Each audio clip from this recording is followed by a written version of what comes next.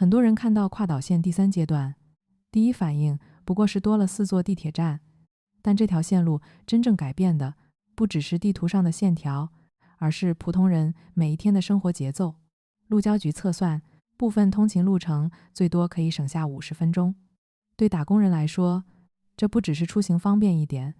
省下的这50分钟，意味着早上不用天没亮就出门，晚上能够赶得上家里的晚饭，甚至可以去应聘以前嫌路途太远的岗位。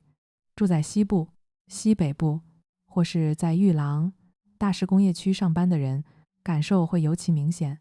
现在耗在路上的时间，很多不是距离太远，而是反复换乘、绕路、等车，早晚高峰没有别的选择。跨岛线第三阶段表面是修地铁，实际是重新调配新加坡人的时间成本、就业选择半径，还有整座城市的发展重心。它不只是简单的线路延伸，更是提前为西部打造新就业中心，打通劳动力流动的通道。接下来我们就来拆解，为什么要把地铁修到西部？为什么转换站的价值比新增站点更关键？就连列车车门的设计背后都有值得琢磨的考量。看地图，新加坡看着很小，但真正在这里生活上班就会明白，国土面积不大，不等于通勤就轻松。矛盾不在于距离多少公里，而是能负担得起的住处和工作岗位，往往不在同一个方向。普通打工人常常要做两难取舍，房租房价承受得住，工作机会充足，通勤时间可控，3件事很难全部兼顾。住在蔡厝港5级班，让金文泰、玉郎的人感受最深。工作可能在市中心，也可能在西部工业区。打算来新加坡的新移民同样要面对这个现实，选住处不能只看租金，每天往返上班的时间成本同样要算进去。新加坡2040陆路交通规划提出20分钟市镇，45分钟城市，这不只是一句口号，核心目标是把大多数日常出行控制在稳定可控的时长里，不求每一趟都极速，而是避免大量人被困在换乘、绕路、仅有单一出行选择的困境当中。如今新加坡轨道网络已经突破360公里，但通勤体验好坏不完全看线路总长，更看重路网密度、换乘顺不顺畅，还有工作机会能不能跳出市中心向外扩散。跨岛线第三阶段就要放在这个大背景下理解。线路从玉郎湖区延伸到卡尔圈，全长约10公里，设4座车站，2027年动工，预计2030年代后期通车。为什么要修这一段？正好匹配新加坡下一阶段城市布局调整。玉郎湖区要打造为第2大商业中心，西部工业、物流板块也需要稳定的劳动力输入。说白了，不是单纯补一条地铁，而是重新规划未来居住和就业的分布格局。一句话说清跨岛线第三阶段的核心意义，它不是把更多人更快塞进市中心，而是让新加坡西部变成能独立承载工作、生活和日常流动的完整区域。单中心城市看似高效，发展到一定阶段就会暴露弊端，高薪岗位、商业资源、换乘压力全往一处堆，结果就是住得起的地方没合适工作，有工作的地方住不起，上班族每天都要为这种错位付出时间成本，像一笔无形的日常税。新加坡推动多中心城市布局，不是追求概念好听，而是为了避免资源过度集中带来的房价、租金、交通压力。玉郎湖区被定位为第2商业中心，不只是商圈升级，更是要承接企业、人才和商务流动，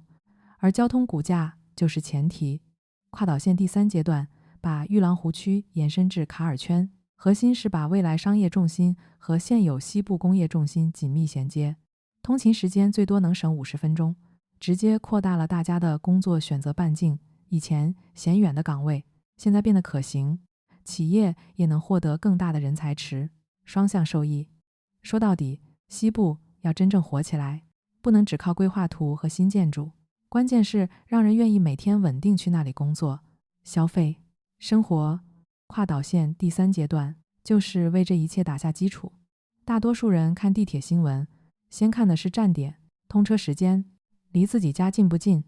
但如果你把跨岛线当成一张网络来看，会发现真正值钱的不只是新站，而是它的转换能力。整条跨岛线27个站里，有11个是转换站，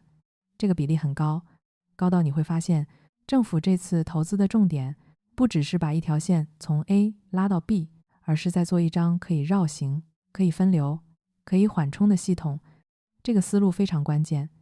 因为在高密度城市里，真正昂贵的不一定是多修一点，而是当系统出问题时，全程一己失灵。转换站多，不只是方便换乘，它真正买到的是一种城市保险。跨岛线的重要性就在这里，它不是一条孤立的新线，而是会和现有多条线路形成交汇，让不同区域的人流有更多路径可以选择。尤其是和玉郎区域线的联动，会让西部内部流动的逻辑发生变化。以前很多跨区出行常常要先朝市中心方向走，再折回西部。未来如果西部内部可以直接完成更多通勤和跨区移动，那整个网络承压的方式都会不一样。你会少绕路，也不会什么都挤到同一条线上。所以11个转换站确实代表更高成本，但放在新加坡这样的城市里，这很可能就是最贵也最值的部分。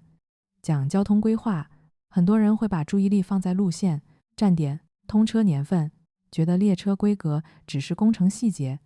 但在新加坡这种高密度、强时刻表依赖的系统里，细节往往就是效率本身。跨岛线列车采用每侧5个车门设计，首列车也已经在2026年5月31日运抵新加坡进行测试。这个信息看起来很技术，但它跟每天通勤的体感其实关系很大。为什么要讲车门？因为高峰时段真正拖慢系统的，很多时候不是列车跑得不够快，而是每一站停了多久，车门多一点。最直接的效果就是乘客分散得更开，上下车更快，停站时间更容易控制。单独看一站，差别可能只是几秒，但放到整条线、全天高峰、长期运营，这些几秒会不断累积，最后变成更稳定的班距和更高的吞吐能力。对乘客来说，你未必会明确意识到是车门设计在起作用，但你会感觉上下车顺一点，门边没那么堵，列车没那么容易在站台拖着不走。再看隔音设计，很多人会觉得这只是舒适度加分项，但对跨岛线这种承担跨区流动的线路来说，舒适度其实很实际，因为乘坐时间一拉长，噪音、拥挤感和疲劳感都会被放大。公共交通如果只做到能把你送到，却让人长期觉得很累，那它对多中心城市的支撑就会打折。这里面反映出一个很典型的新加坡规划思路，不是等人满为患，问题爆出来以后再补救，而是在系统正式投入前就按未来高负荷去做准备。你会发现，从11个转换站到每侧5个车门，背后其实是同一种逻辑，就是把时间损耗、拥挤、摩擦和系统脆弱性尽量在设计阶段先压低。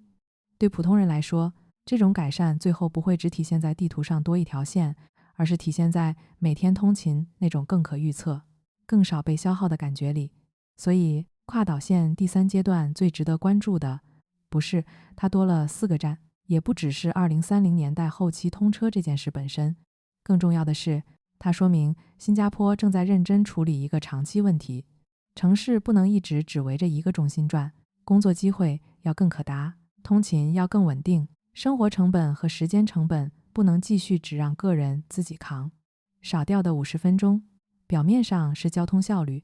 往深一点看，其实是家庭时间、就业选择，还有城市缓冲空间的重新分配。你以后再看新加坡交通新闻，可以不只问一句我家附近有没有站，更值得问的是这条线会把哪些工作机会、哪些居住区域、哪些新的城市重新连起来。如果你现在就住在新加坡，也欢迎在评论区留言，你每天通勤来回要多久？如果真的省下50分钟，你最想把这段时间拿回来做什么？